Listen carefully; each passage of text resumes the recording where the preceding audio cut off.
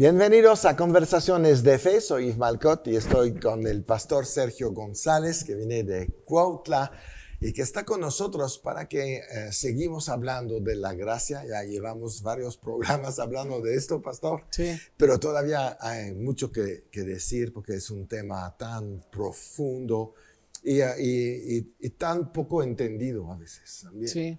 porque abusamos de la gracia Se o no abusa la de las- entendemos. Sí, así Entonces, vale la pena explicar muchas cosas acerca de la gracia, ¿no? Y de sí, la vida que Dios nos ha dado y cómo manejarnos a través de este nuevo concepto. Porque la gracia no es un mensaje que se escucha desde hace mucho tiempo tampoco. sí, Es bastante reciente esta revelación amplia. Obviamente amplia, sí, pues, existía. sí, Desde Lutero sí, entendió que no era por obra, sino por gracia. sí, Pero hoy en día se habla más de la gracia, se sí, comparte mucho más de la gracia. sí, creo que fíjate que, bueno, después del movimiento de la fe, se Ujú, entiende que surge el movimiento de la gracia, ¿no? ujú. Y ese movimiento que surge en esa revelación de la palabra que ya estaba escrita ahí, Sí, claro. pero que por algún motivo quedaba como oculta, no muy clara, no muy Ujú. entendida. Y también porque se estableció como peligrosa. Ajá, sí, De hecho, cierto. oye, ¿sabes qué es que él predica de gracia? No, pues es que no, porque aquí va a darle mucha libertad a la gente y van a terminar pecando. Entonces hay como esa parte donde todavía hay mucha resistencia. Pero vemos que en cada movimiento que ha surgido, el movimiento de sanidad tuvo resistencia. Sí, El y movimiento te voy a decir, no es porque hablas de la gracia que la gente va a pecar, pecaba antes de pecaba antes de saberlo. saberlo. Sí, sí, sí. Sí, realmente sí. Más bien lo que hace la gracia es que nosotros nos podemos enseñorear del pecado Sí, a través de la gracia. exacto. Entonces, viene toda esa revolución de la gracia y hay un libro muy popular que se llama El despertar de la gracia de Charles Swindoll. Sí. Y bueno, pues él juntamente con muchos otros escritores empieza con este mensaje, que es muy revelador acerca de nuestra identidad en Cristo. Ujú. Y realmente viene a un punto donde Pablo dice, sabes que ya no vivo yo, sino Cristo vive en mí.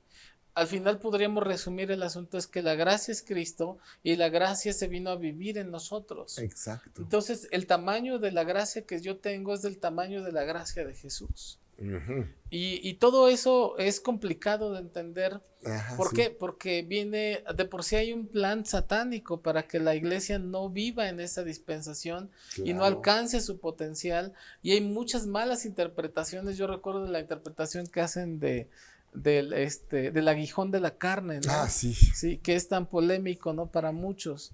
Y donde dicen, no es que Dios te quiere mantener humilde, te quiere mantener ahí humillado, te quiere mantener derrotado. Por eso te mandó ese aguijón de la carne, Pablo, Para ¿no? nada. Y realmente como en una interpretación que no entiende el carácter de Dios, se pierde tanto el Sí. mensaje del Evangelio. Sí, sí, sí, Pero sí. así podríamos ver que hay una tendencia que viene cada vez más hacia la alza sobre el tema de gracia, sobre el tema de que Dios nos vino a dar libertad a los cautivos.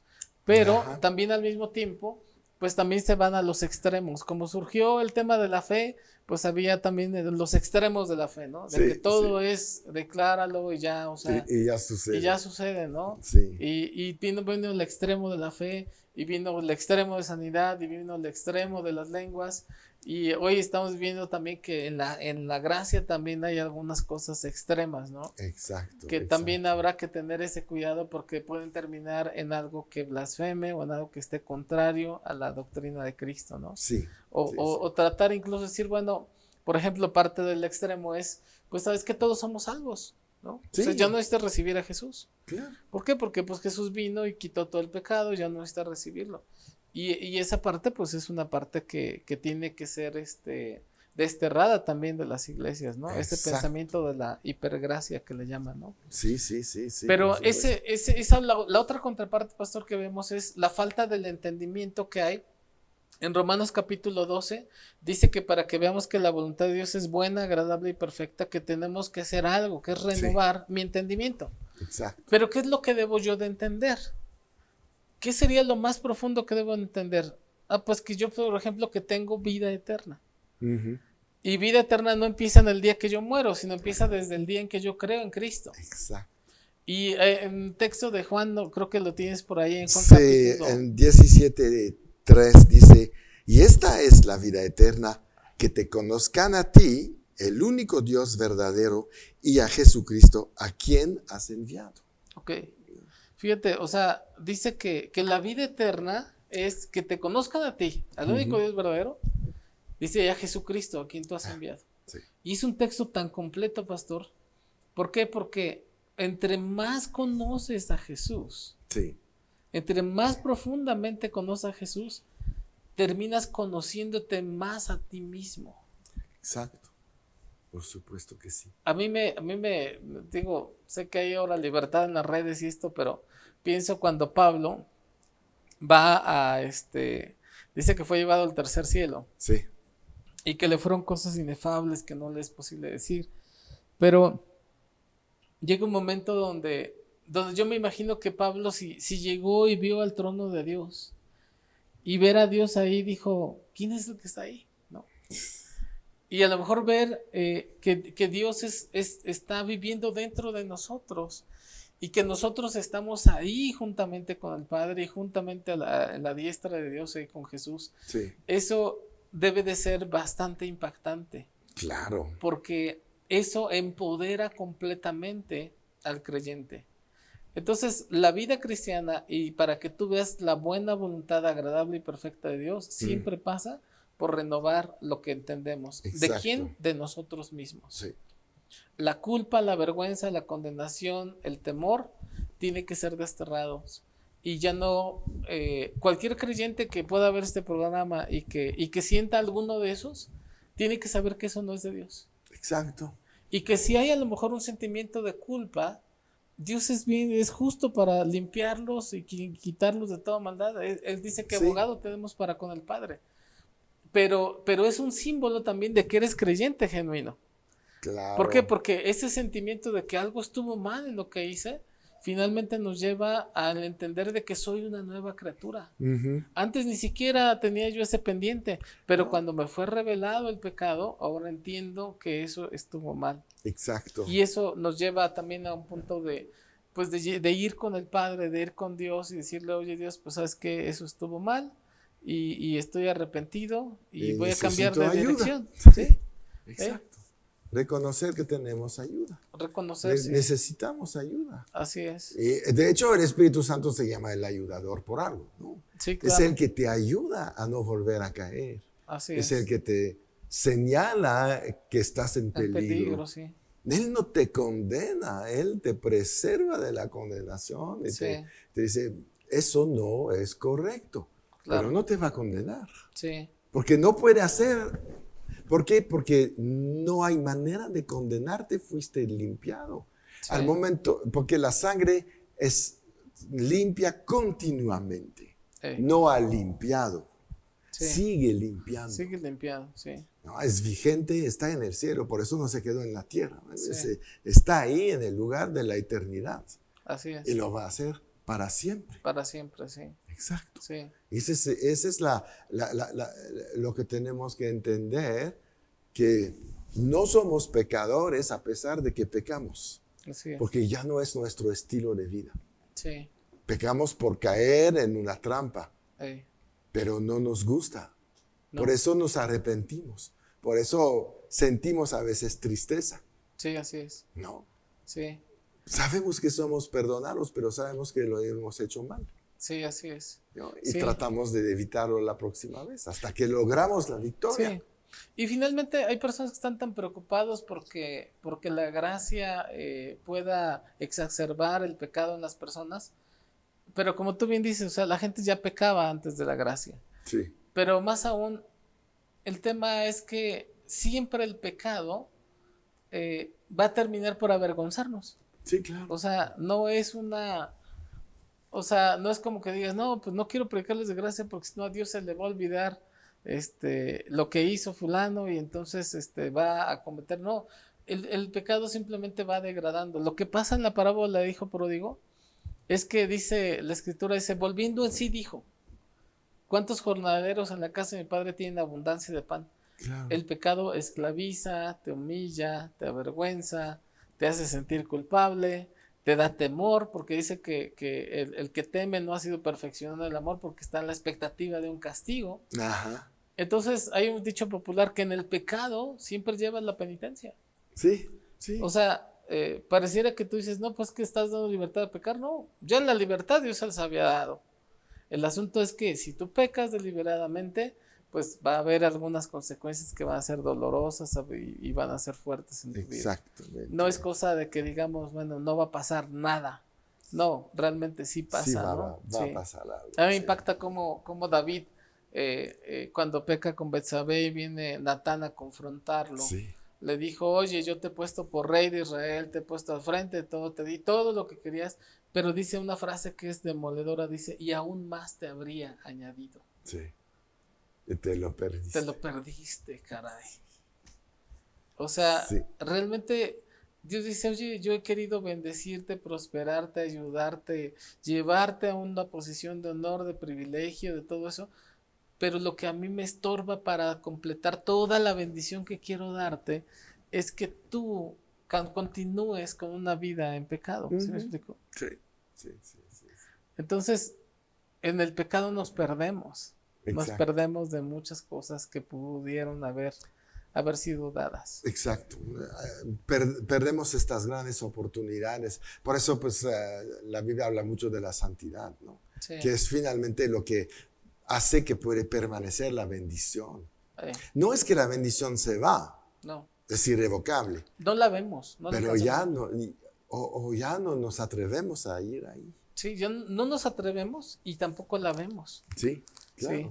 O sea, porque finalmente Dios es un Dios de honor y de revelación. Y entonces la parte donde dices, oye, ya no alcanzo a ver tanto la bendición, ya no alcanzo a ver tanto el honor, ya no alcanzo a ver tanta el gozo, la plenitud. ¿Por qué? Sí. Pues porque realmente el dar lugar a todo esto, pues abre la puerta para la caída, ¿no? Para el dolor. Exacto. Entonces, realmente no es que no haya una consecuencia del pecado. O sea, la consecuencia del pecado está ahí. Sí. El tema es que incluso ahí Dios nos ayuda. Sí. Porque cuando el hijo pródigo dijo, oye, pues no tengo nada que comer. Ya un marrano es más valioso que yo. ¿Qué voy a hacer? Me voy a regresar con el padre. Sí. A ver si me da trabajo. Sí. Y dice, tómame con unos jornaleros. Era el plan del hijo. Sí. El padre lo interrumpe, ni siquiera permite que le diga eso. Sí. Y lo interrumpe y dice, pues, ¿sabes qué? Traigan el mejor vestido, matan el becerro gordo, vamos a hacer una fiesta, ¿no? Y pongan un anillo en su mano, calzado en los pies. Y viene esa completa renovación de esa comunión plena, ¿no? Sí, redención. Redención, sí. El padre habrá visto al hijo con hambre, ¿sí? Seguro. Lo habrá visto adolorido, sí, pero Dios está con todo el amor y la expectativa de que regresemos con Él. Sí, exacto. Y regresando con Él nos es restaurado, somos bendecidos. El pasado no tiene importancia para Dios. Ya no tiene importancia para Dios. Sí. ¿Vas a ser criticado por todo? Sí. Sí. Porque seguramente el hermano mayor, viendo que estaba ahí comiéndose la barbacoa del becerro gordo, sí, hizo coraje. Hizo coraje, sí. Y lo criticaban y decían, inmerecedor, mira todo lo que hizo, todo eso. Ese es parte del costo muchas veces que se vive en el pecado y que es inevitable. Pero la gracia rebasa. Pero la gracia rebasa todo eso. Es lo que vemos con Jesús en la cruz, y ahí están los dos que dicen ladrones, pero si investigas un poquito, era mucho más que un ladrón ahí. Sí. Eran criminales muy importantes. Se dice que los que estaban en la cruz o eran criminales políticos o gente que tenían grandes problemas en sus vidas. No es porque robaste en la tiendita que estás crucificado. Sí. Era tremendo, ¿no? Pero Jesús, el que dice, bueno, pues acuérdate de mí. Pues por supuesto. Claro, sí. No os voy a preguntar lo que hiciste. Vamos a juntarnos abajo y salimos de esta, ¿no? Sí, claro. ¿Qué facilidad. No importa. Sí. Esa es la gracia de Dios. Esa es la gracia de Dios, sí.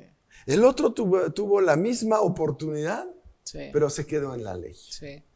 Por eso yo veo que el tema, por ejemplo, de depresión, que hoy es tan común, del estrés que es producido por el afán, Sí, de muchos problemas que hay a nivel mundial, son basados principalmente en la falta de la identidad de hijo sí, y de regresar con el padre. exacto. Entonces, ¿cuántas veces decimos, no, pues es que yo ya hice esto, ya no quiero ir a la iglesia? Se condena. Sí, pero precisamente es el lugar donde tenemos que ir cuando fallamos. Por supuesto. Y también la iglesia o la gente debe saber que la iglesia es el lugar correcto donde tienes que ir cuando la gente falla, cuando fallamos nosotros, ¿no? Sí. Entonces, la gente tiene que saber que es el lugar donde vas a recibir también perdón y misericordia y gracia. Exactamente. Es un lugar de renovación. Y yo creo que cuando podamos nosotros como iglesia cobijar bajo esos principios de gracia, el mundo va a acercarse. Yo recuerdo que dice que la escritura que Jesús tenía sus amigos y que no eran las más finas personas sus amigos, sino que se juntaba con ladrones y dice que se juntaba con prostitutas y publicanos y borrachos, ¿no? Y tú dices, pues estaba Jesús ahí en la mesa donde estaban todos echando más relajo en la fiesta, pero tenía esa facilidad de acercarse con ellos, porque eso es gracia. Sí, Él dijo, no sabes que yo no he rechaza. venido para los que están bien, sino para todos los que están mal, Sí, pero tengo la posibilidad de camuflajearme con ellos, de hacerlos sentir cómodos, por decirlo de alguna manera, y que se puedan acercar a mí, ¿no? exacto. De Por que se eso, abren. que se abren conmigo, sí. Que no están fingiendo, ¿no? Sino que se sientan confiados en que desde este lado siempre va a haber gracia y amor. Lo que comentabas de Pedro, como nada hacia la orilla para encontrarse con Jesús. Exacto. Él sabía, dice, ¿sabes qué? Le puedo fallar y cualquiera me va a reclamar, pero en Jesús me va a perdonar. Jesús no me va a reclamar. Es lo que comentaba, pues ya estamos llegando al fin, pero Joseph Prince, un día una persona llegó a su iglesia muy mal, con todos sus pecados que quiere, y cuando sintió que Dios no lo condenaba para esto, fue para él un alivio tan fuerte que dijo, entonces tengo otra oportunidad. Sí. No estoy catalogado como persona non grata, Sí. sino que hay alguien, a pesar de lo que soy, que todavía me recibe en su casa. Así es. Y esa es la bendición que hay a través de la gracia. Esa es la bendición, sí. Sí. Y tenemos que sentirnos así. Sí. Y digo, creo que, por ejemplo, la gracia está ejemplificada en muchos escritos, en muchos textos, muchas historias, películas basadas en la historia de la redención, de alguien entregando su vida por amor a alguien que no la merece del todo. Exacto.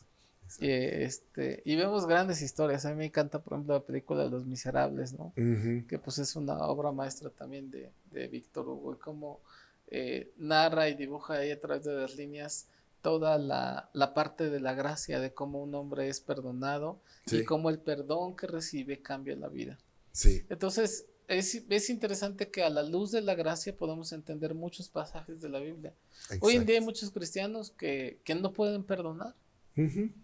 Y no pueden perdonar porque no pueden dar algo que no han recibido. Exacto.